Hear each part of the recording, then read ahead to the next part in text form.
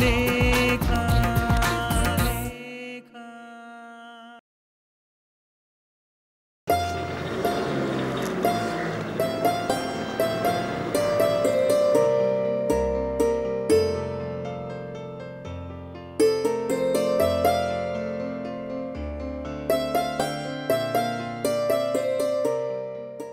ಸುರಭಿ, ಸತ್ಯದೇವ್ ಮತ್ತೆ ಅಹಲ್ಯ ಬಂದ್ರು ನೋಡು.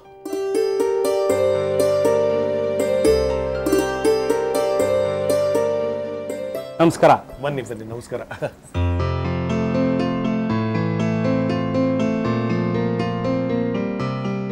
ಹೇಗಿದ್ದೀಮ್ಮ? ಚೆನ್ನಾಗಿದೆ. ಏನಿಲ್ಲ, ನಿಮಗೆ ತೊಂದರೆ ಕೊಡೋಣ ಅಂತಾನೆ ಬಂದಿದ್ದೀವಿ ಇವತ್ತು. ತೊಂದರೆ ಏನ್ ಬಂತು? ನಿಮ್ಮನ್ನು ನೋಡಿ ಬಹಳ ಸಂತೋಷ ಆಯ್ತು. ಒಳ್ಳೇದಾಗಿ ನೀವು ಬಂದಿದ್ದು. ಮೀಟ್ ಮಾಡಿ ಬಹಳ ದಿನ ಆಗಿತ್ತಲ್ಲ. ಹೌದು, ಖಂಡಿತವಾಗ್ಲು. ನೀವು ಮಾತಾಡ್ತಾ ಇರಿ, ನಾನು ಬರ್ತೀನಿ. ಮತ್ತೆ ಹೇಗಿದೆ ಪತ್ರಿಕೆಗಳು? ಪತ್ರಿಕೆಗಳು ಈಗ ಎರಡೆರಡು ಪತ್ರಿಕೆ ನಡೆಸ್ತಾ ಇದ್ದೀರಾ? ಪರವಾಗಿಲ್ಲ, ರನ್ನಿಂಗ್ ಫೈನ್. ತೇಜಸ್ವಿನಿ ಬಂದಿಲ್ಲ? ಇಲ್ಲ, ಬರಲಿಲ್ಲ ಅವಳು. ತಗೊಳ್ಳಿ. ಅರೆ, ಇದೆಲ್ಲ ಯಾಕೆ ತೊಂದರೆ ತಗೊಳಕ್ ಹೋದ್ಯಮ್ಮ? ಏನು ಪರವಾಗಿಲ್ಲ.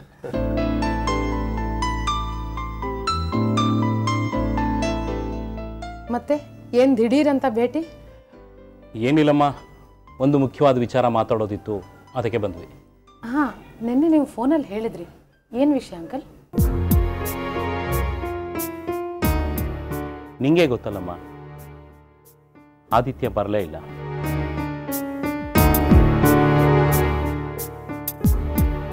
ಗೊತ್ತಿದೆ ಅಂಕಲ್. ಇತ್ತೀಚೆಗೆ ಆದಿತ್ಯ ಇಲ್ಲ ಅನ್ಸಕ್ಕೆ ಶುರುವಾಯಿತು. ನಾವು ಪುರೋಹಿತರ ಹತ್ರ ವಿಚಾರಿಸಿದ್ವಿ. ಕ್ರಿಯಾಕರ್ಮಗಳನ್ನು ಮಾಡಿಬಿಡಿ, ಇಲ್ಲಾಂದರೆ ಮುಂದೆ ತೊಂದರೆ ಆಗುತ್ತೆ ಅಂತ ಹೇಳಿದ್ರು. ತೇಜು ಈ ವಿಷಯ ಹೇಳಿದ್ಲು. ಬಲವಂತವಾಗಿ ಶ್ರಾದ್ದ ಮಾಡಿದ್ದಾಯ್ತು ಅಂತ ಬೇಜಾರು ಮಾಡ್ಕೊಂಡು ಫೋನ್ ಮಾಡಿದ್ಲು. ಆಗಿದ್ದಾಗೋಯ್ತು. ನನ್ನ ಮಗನಿಗೆ ಅವಳ ಜೊತೆಯಲ್ಲಿ ಇರೋ ಯೋಗ ಇರಲಿಲ್ಲ, ತೀರ್ಕೊಂಡ್ಬಿಟ್ಟ. ಆದರೆ ತೇಜಸ್ವಿನಿಗೆ ಇನ್ನೂ ತುಂಬ ಚಿಕ್ಕ ವಯಸ್ಸು. ಹಾಗೆ ಇದ್ದರೆ ನಮ್ಮ ಮನಸ್ಸಿಗೆ ತುಂಬ ನೋವಾಗುತ್ತೆ. ಅದಕ್ಕೆ ಅವಳು ಮದುವೆ ಆಗೋದಿದ್ರೆ ಆಗಲಿ.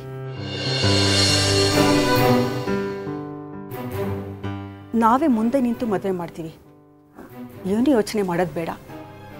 ನಮ್ಮ ಸ್ವಂತ ಮಗಳಾಗಿದ್ದರೆ ನಾವು ಹಾಗೆ ಬಿಟ್ಬಿಡ್ತಿದ್ವಾ ಹೇಳಿ? ಅದು ಸರಿ. ನಾವು ಒಂದೆರಡು ಸಾರಿ ಈ ಇನ್ಸಿಡೆಂಟ್ ಆದಮೇಲೆ ಅವಳಿಗೆ ಹೇಳಿದ್ವಿ. ನಾವು ಅವಳನ್ನ ಮದುವೆ ಮಾಡಿ ಆಚೆ ಕಳಿಸ್ತಿದ್ದೀವಿ ಅಂತ ತಿಳ್ಕೊಂಡು, ಅದಕ್ಕೆ ಆಮೇಲೆ ಆ ವಿಷಯ ಮಾತಾಡೋದೇ ಬಿಟ್ಬಿಟ್ವಿ. ಇನ್ಫ್ಯಾಕ್ಟ್ ಪ್ರಧಾನ್, ನಿಮಗೆ ಗೊತ್ತಿರಬೇಕು, ವರ್ತಮಾನ ಪತ್ರಿಕೆ ಎಡಿಟರ್ ಅವರು.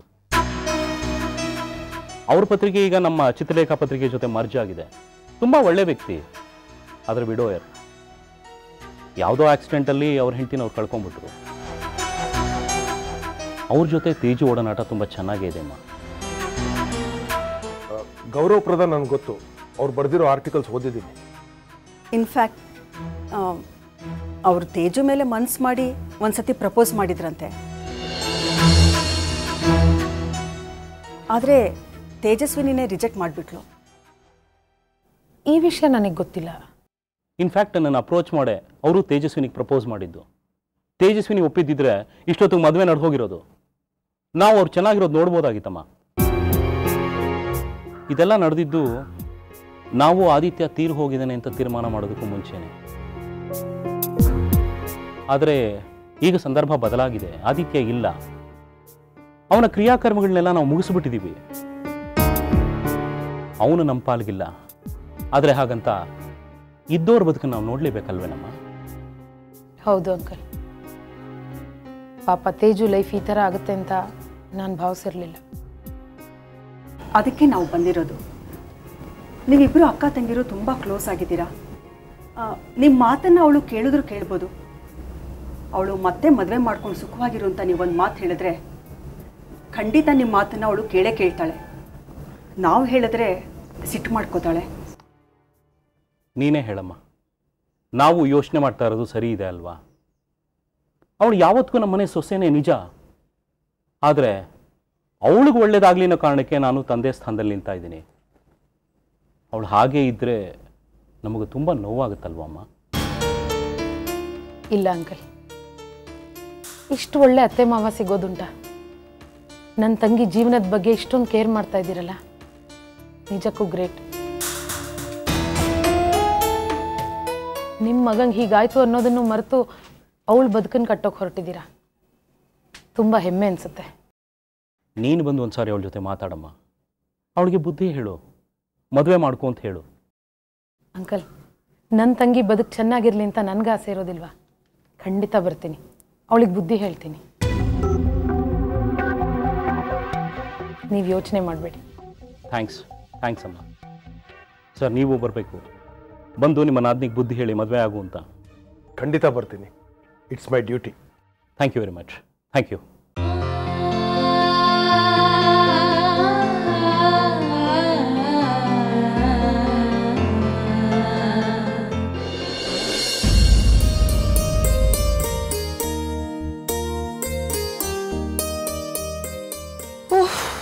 ರಾಮ, ಆಟೋ ಹಿಡಿಯೋ ಒಳಗೆ ಸಾಕಾಗಿ ಹೋಯ್ತು ನಂಗಂತೂ. ಅಯ್ಯೋ, ಹೇಳಿದ್ದಿದ್ರೆ ನಾನೇ ಪಿಕಪ್ ಮಾಡ್ತಾ ಇದ್ನಲ್ಲ ಆಂಟಿ. ನೀನು ಮನೆಗೆ ಬೇಗ ಬರೋದೇ ಅಪರೂಪ, ಅದ್ರ ಜೊತೆಗೆ ಇದೊಂದು ಎಕ್ಸ್ಟ್ರಾ ಕೆಲಸ. ಎಲ್ಲವಳು ಮಲಗಿದಾಳೆ? ರೂಮ್ಲಿಲ್ಲ ಅಮ್ಮ, ಯಾವುದೋ ಸೇವಿಂಗ್ಸ್ ಬಗ್ಗೆ ವಿಚಾರಿಸ್ಬೇಕು ಅಂತ ಆಚೆ ಹೋಗಿದ್ದಾಳೆ.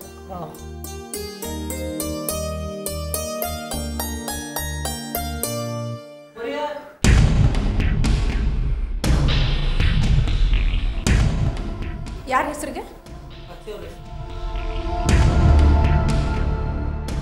ಸಾಕ್ಷಿ ಹೆಸರಿಗ?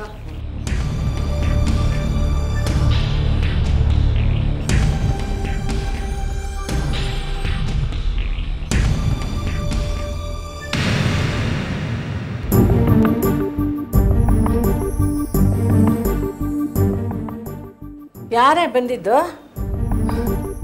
ಕೊರಿಯರ್ನಮ್ಮ ಸಾಕ್ಷಿ ಹೆಸರಿಗೆ ಪಾರ್ಸಲ್ ಕಳಿಸಿದ್ದಾರೆ. ಸಾಕ್ಷಿ ಹೆಸರಿಗೆ ಯಾರು ಕಳಿಸಿದ್ದಾರೆ? ಯಾರು ಅಂತ ಬರ್ದಿಲ್ಲ. ಏ ಕಳ್ಳ, ನೀ ಏನಾದರೂ ಸೀಕ್ರೆಟಾಗಿ ಗಿಫ್ಟ್ ಕಳಿಸಿದ್ಯಾ ಅವಳಿಗೆ? ಅಯ್ಯೋ, ನಾನೇನು ಕಳಿಸಿಲ್ಲ ಆಂಟಿ. ಹೇ, ಮತ್ತು ಫ್ರಮ್ ಅಡ್ರೆಸ್ ಕೂಡ ಬರ್ದೇ ಇಲ್ಲ? ಎಲ್ಲಿವಾ? ಎಷ್ಟು ಭಾರ ಇದೆ ಇದು? ಕೊಡಿ. ನನಗೂ ಅದೇ ಆಶ್ಚರ್ಯ ಆಗ್ತಿರೋದು. ಫ್ರಮ್ ಅಡ್ರೆಸ್ ಇಲ್ಲ ಅಂದರೆ ಕೊರಿಯರ್ ಹೇಗೆ ಬರುತ್ತೆ?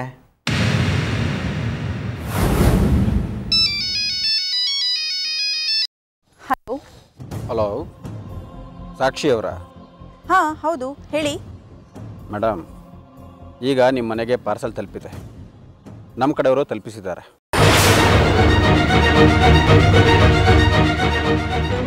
ಅಯ್ಯೋ, ನಾನು ಮನೇಲಿ ಇಲ್ವಲ್ರಿ, ಯಾರ ಕೈ ಕೊಟ್ರಿ? ನಿಮ್ಮ ಮನೆಯವರು ಯಾರೋ ಪಾರ್ಸಲ್ ತಗೊಂಡಿದ್ದಾರೆ. ಸರಿ, ಓಕೆ.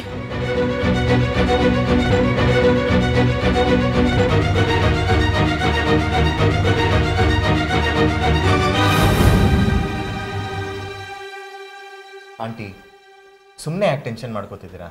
ಸಾಕ್ಷಿ ಬಂದಮೇಲೆ ಗೊತ್ತಾಗುತ್ತೆ ಯಾರು ಕೊರಿಯರ್ ಕಳಿಸಿರೋದು ಅಂತ. ಇಲ್ಲ ಪ್ರೇಮ್, ನನಗೆ ತುಂಬ ಭಯ ಆಗ್ತಾ ಇದೆ. ಈ ಥರ ಅನ್ನೋನ್ ಪಾರ್ಸಲ್ಸನ್ನು ತಗೊಳ್ಳೋದು ತುಂಬ ಡೇಂಜರಸ್ ಕಣೋ. ಪೊಲೀಸ್ ಸ್ಟೇಷನ್ಗೆ ಕೊಟ್ಬಿಡೋಣವಾ? ಸುಮ್ಮನೆ ಅದೆಲ್ಲ ಯಾಕಮ್ಮ, ನಾವೇ ಓಪನ್ ಮಾಡಿ ನೋಡೋಣ ಅದೇನಿದೆ ಅಂತ. ಹೌದು ಆಂಟಿ, ನಾವೇ ಓಪನ್ ಮಾಡಿ ನೋಡೋಣ.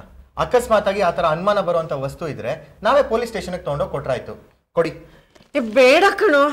ನೀವು ಕೊಡಿ ಆಂಟಿ, ಏನು ಗಾಬರಿ ಮಾಡ್ಕೋಬೇಡಿ, ನಾನು ನೋಡ್ತೀನಿ.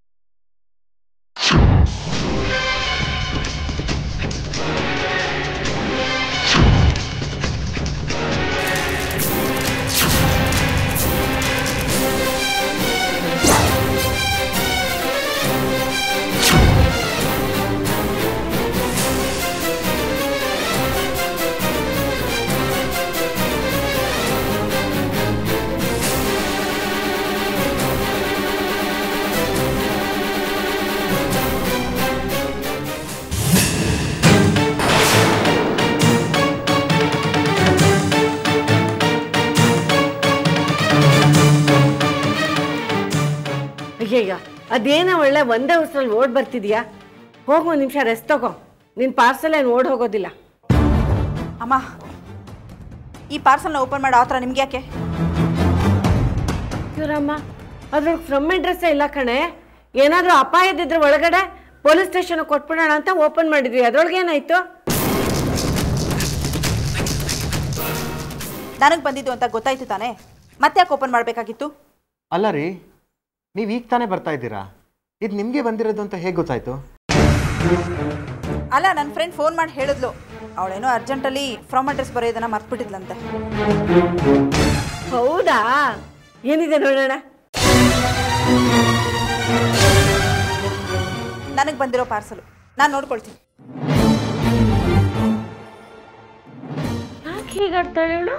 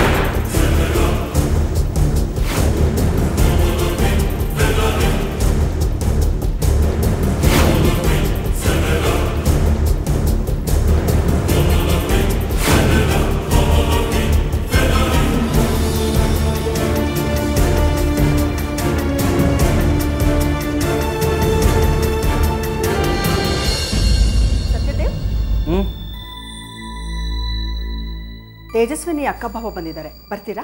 ಹಾಂ, ಬಂದೆ. ನಾನು ತೇಜು ಅಕ್ಕನ ಕರ್ಕೊಂಡು ಬರ್ತೀನಿ. ಹಾಂ, ಸರಿ ಬಾಕು ಸರ್.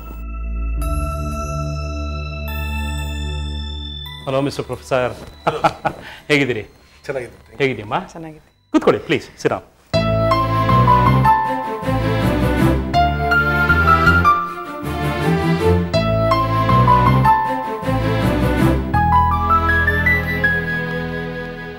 ಹೇಗಿದ್ದೀರಾ ಬಾವ? ಚೆನ್ನಾಗಿದೆ. ಇದೇನಿದು ದಿಢೀರಂತ ಇಬ್ರು ಬಂದ್ಬಿಟ್ಟಿದ್ದೀರಾ? ಎಷ್ಟು ದಿನ ಆಗಿತ್ತು ನಿನ್ನ ಮಾತಾಡಿಸಿ, ಅದಕ್ಕೆ ನೋಡ್ಕೊಂಡು ಹೋಗೋಣ ಅಂತ ಬಂದ್ವಿ. ನೀವಿಬ್ರು ಬಂದಿದ್ದು ತುಂಬ ಸಂತೋಷ ಆಯಿತು.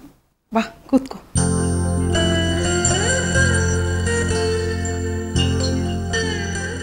ಓ ಚೈತ್ರ, ಹೇಗಿದ್ಯಾ? ಚೆನ್ನಾಗಿದ್ಯಾ? ಚೆನ್ನಾಗಿದ್ದೀನಿ. ನೀವು?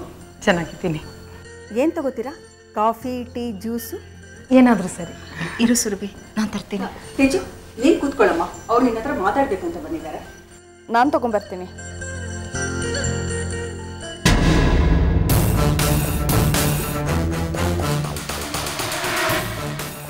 ಏನು ವಿಷಯ ಅಕ್ಕ? ಏನಿಲ್ಲ, ನಾನು ನಿನ್ನ ಒಡಹುಟ್ಟಿದೋಳು. ನಿನ್ನ ಕಷ್ಟ ಸುಖನ ನಾನು ವಿಚಾರಿಸ್ಕೋಬೇಕಾಗಿತ್ತು. ಏನೋ ನನ್ನದೇ ಕೆಲಸ ಕಾರ್ಯಗಳ ಮಧ್ಯ ವಿಚಾರಿಸ್ಕೊಳಕ್ಕಾಗಲಿಲ್ಲ. ಆದರೆ ನೋಡು, ನಿಮ್ಮ ಅತ್ತೆ ಮಾವಂಗೆ ನಿಂದೇ ಚಿಂತೆ.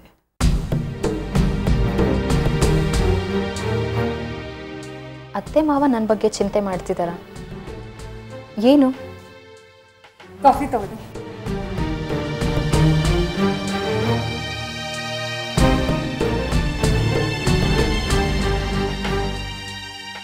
ಮತ್ತೆ ತೇಜು, ಮುಂದೇನು ಮಾಡಬೇಕು ಅಂತ ಡಿಸೈಡ್ ಮಾಡಿದ್ಯಾ? ಏನೂ ಇಲ್ಲ, ಏನೂ ಪ್ಲ್ಯಾನ್ ಮಾಡಿಲ್ಲ. ಪ್ಲ್ಯಾನ್ ಮಾಡಿದ ಪ್ರಕಾರ ಜೀವನ ನಡೆಯಲ್ಲ ಅಲ್ವಾ? ಜೀವನ ಹೇಗೆ ಬರುತ್ತೋ ಹಾಗೆ ತಗೊಳ್ಬೇಕು ಅಂತ ತೀರ್ಮಾನ ಮಾಡ್ಕೊಂಡಿದ್ದೀನಿ. ಅದೇ ಸರಿ ಅಲ್ವಾ ಸುರಭಿ? ಹೇಗೆ ಸಾಧ್ಯ ತೇಜು? ಸುರಭಿ, ಒಳ್ಳೆ ಅತ್ತೆ ಮಾವ ಇದ್ದಾರೆ, ಫ್ರೆಂಡ್ಗಿಂತ ಆತ್ಮೀಯವಾಗಿರೋ ಊರ್ಗಿತ್ತೆ ಇದ್ದಾಳೆ, ಬ್ಯುಸಿಯಾಗಿರೋದಕ್ಕೆ ಪತ್ರಿಕೆ ಇದೆ. ಎಲ್ಲದಕ್ಕಿಂತ ಹೆಚ್ಚಾಗಿ ಆದಿತ್ಯನ ನೆನಪು ಮನಸ್ಸಲ್ಲಿದೆ. ಇನ್ನೇನು ಬೇಕು? ಆದರೆ ಅದಷ್ಟರಿಂದನೇ ಜೀವನ ಆಗಲ್ವಲ್ಲ ತೇಜು? ಯಾಕಾಗಲ್ಲ? ನನಗೆ ಯಾವ ನಿರೀಕ್ಷೆಗಳು ಇಲ್ಲ, ನನಗೆ ಯಾವ ಕಲ್ಪನೆಯೂ ಇಲ್ಲ. ಆದರೆ ತೇಜು, ಇಷ್ಟು ಒಳ್ಳೆ ಅತ್ತೆ ಮಾವ ಯಾರಿಗೂ ಸಿಕ್ಕಲ್ಲ. ಅವ್ರು ನಿನ್ನ ಲೈಫ್ ಬಗ್ಗೆ, ನಿನ್ನ ಮುಂದಿನ ದಿನಗಳ ಬಗ್ಗೆ ಎಷ್ಟು ಯೋಚನೆ ಮಾಡಿದ್ದಾರೆ ಗೊತ್ತಾ? ತುಂಬ ಹೆಮ್ಮೆ ಅನಿಸುತ್ತೆ. ಯಾವ ಅತ್ತೆ ಮಾವನೂ ಇಷ್ಟು ಬ್ರಾಡಾಗಿ ಯೋಚಿಸಲ್ಲ. ಯಾವ ವಿಚಾರ? ನಿನ್ನ ಮದುವೆ ವಿಚಾರ.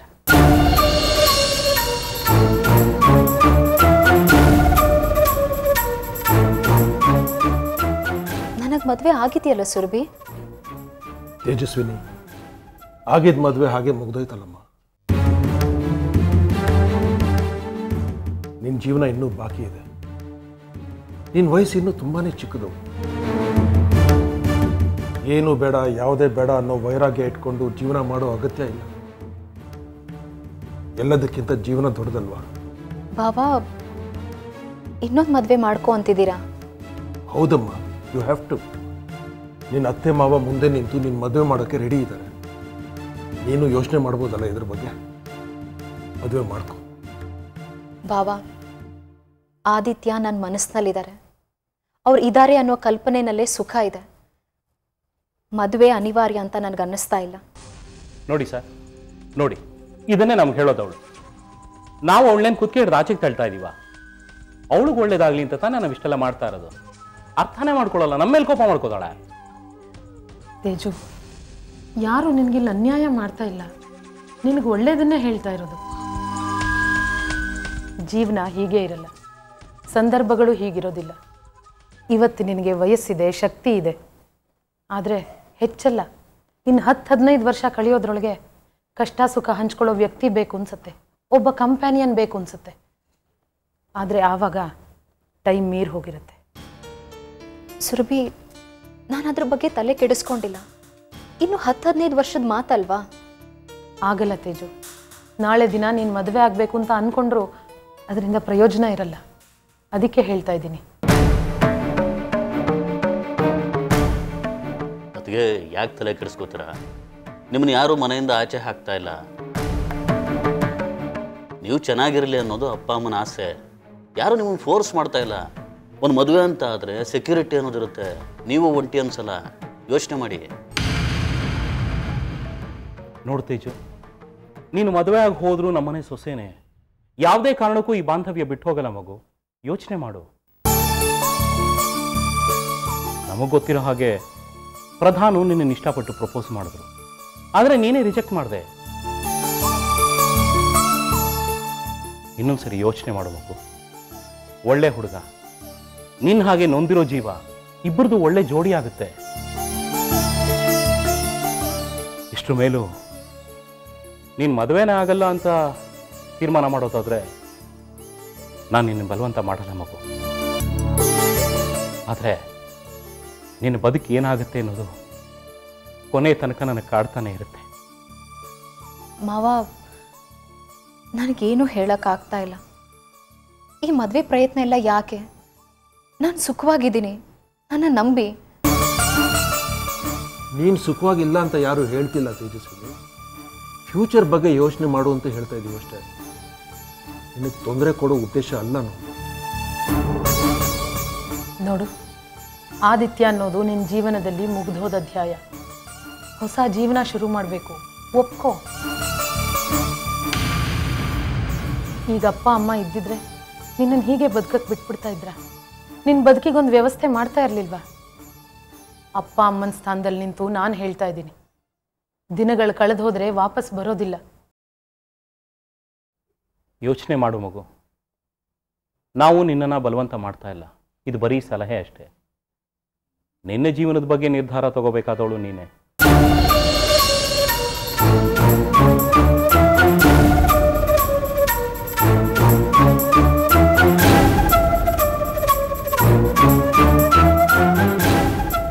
ತೇಜು, ನಿನ್ನ ಒಳ್ಳೇದಕ್ಕೆ ಹೇಳ್ತಾ ಇರೋದು, ಒಪ್ಕೋ.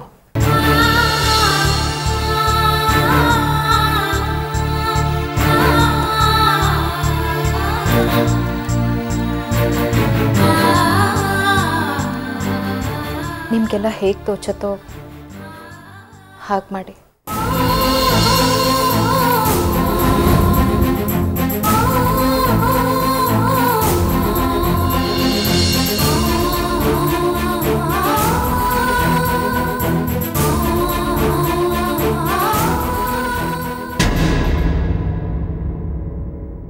ಒಪ್ಪೋ ಕಷ್ಟ ಆಗುತ್ತೆ ನೋಡಿ ಅವಳಿಗೂ.